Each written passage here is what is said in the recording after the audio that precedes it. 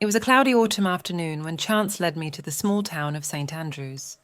I'd heard rumours about an amateur football team experiencing strange occurrences and inexplicable accidents during their matches. My skills as a paranormal investigator urged me to delve into the matter, and so I found myself on the playing field, observing how the players faced something beyond mere sporting competition. The team, known as the Riverside Rangers, had discovered an ancient ball in a dusty attic of the old club's house. A ball that seemed to have absorbed the misfortunes of past events. From that moment on, tragic events began to unfold: inexplicable injuries, questionable referee decisions, and personal tragedies. My first task was to investigate the origin of the ball. I unearthed dusty archives and spoke with local elders who remembered the glory days of the Riverside Rangers. It turned out that the ball had witnessed a series of unresolved mysteries haunting the team for decades. The ball seemed to be the common thread in these dark events.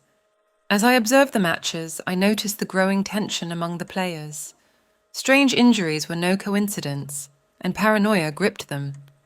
The eyes of each player reflected the fear of being the next victim of the ball's curse. The looming question before me was the very nature of the ball.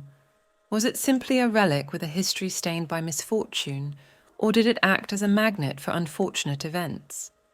The possibility of a supernatural energy source feeding off misfortune loomed in my thoughts, but I also considered the presence of something darker, something sinister, operating behind the facade of chance. In my nights of investigation, sifting through dusty archives and testimonies worn by time, I stumbled upon local legends suggesting the existence of an ancient ritual linked to the team. A ritual that, according to the tales, involved the ball and forces beyond human comprehension. Intriguing questions arose in my mind. Was the team a victim of an ancestral pact?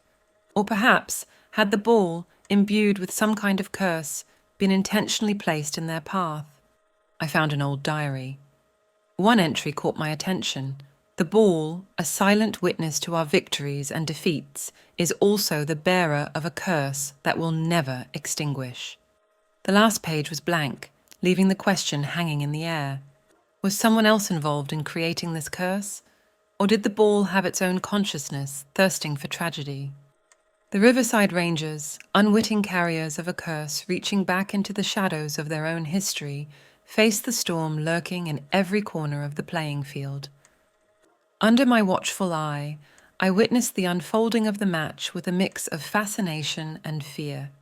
Every pass, every dribble, was imbued with the sinister influence of the ancestral ball.